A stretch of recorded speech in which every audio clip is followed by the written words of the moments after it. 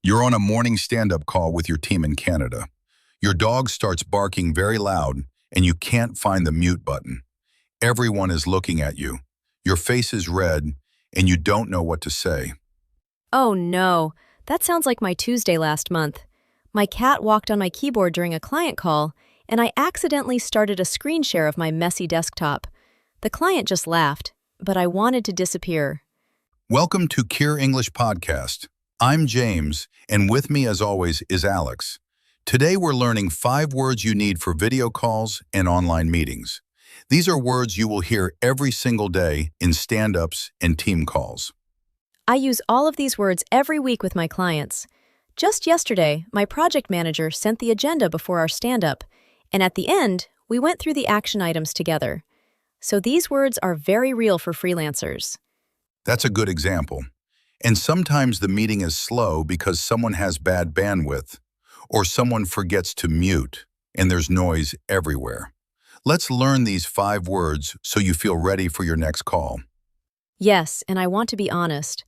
When I started freelancing, I didn't know what action items meant. My client said it, and I just nodded.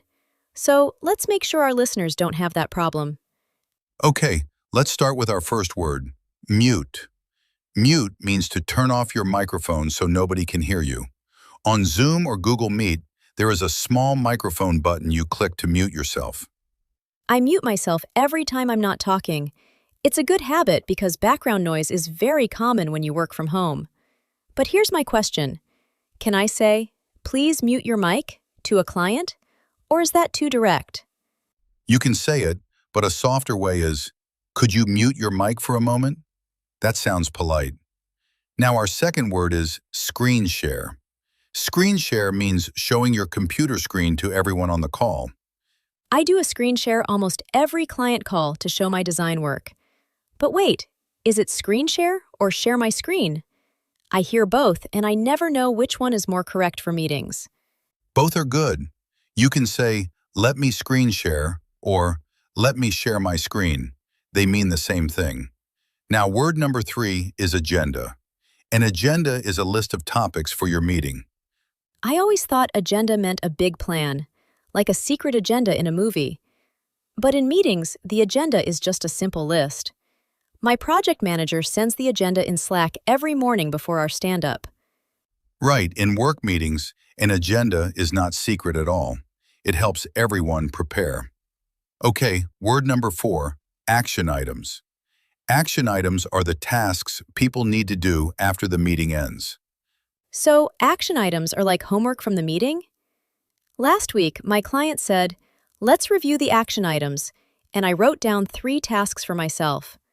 But I made a mistake once. I said action points instead of action items.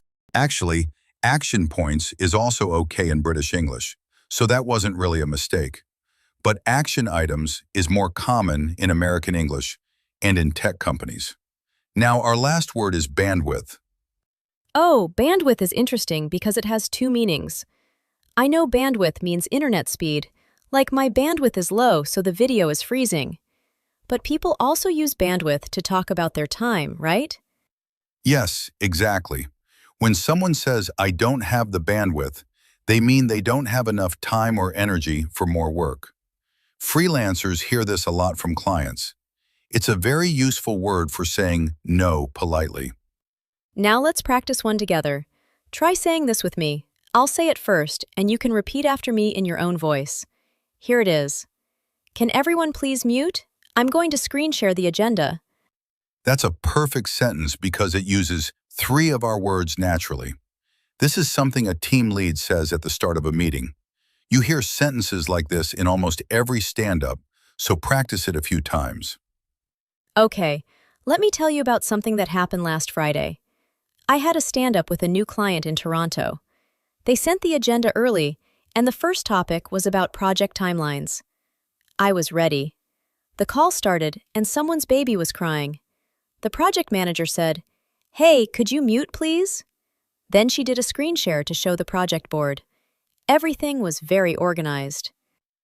That sounds like a good team. Did you talk about tasks at the end? Because most stand-ups finish with action items, so everyone knows what to do next. That's the whole point of a short meeting. Yes, the manager listed the action items for each person. When she got to me, she asked if I had the bandwidth for 2 extra pages. I said, I don't have the bandwidth this week, but I can do it next week. She was totally fine with it. That's a great way to use bandwidth to set limits with your client. You didn't say no, you said, not this week. Now let me walk through all 5 words in one scenario so everything connects together. Imagine you join a daily stand-up. First, you mute your mic because your room is noisy. Then the team lead shares the agenda for the meeting. She does a screen share to show the project tasks. At the end, you review the action items together. Before you leave, someone asks if you have the bandwidth for a new task. Let me try one more practice sentence. Say this with me. I reviewed the action items from yesterday, and I don't have the bandwidth for more tasks this week. That's a real sentence you can use in your next stand-up call.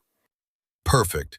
Now, if you want more English for your remote work life, subscribe to the channel so you don't miss our next episode. Next week, we're going to learn 5 words for writing better messages in Slack and Teams. These 5 words will make your next video call much easier. Practice mute, screen share, agenda, action items, and bandwidth before your next stand-up. Try this in your next email. Come back next episode and tell us how it went.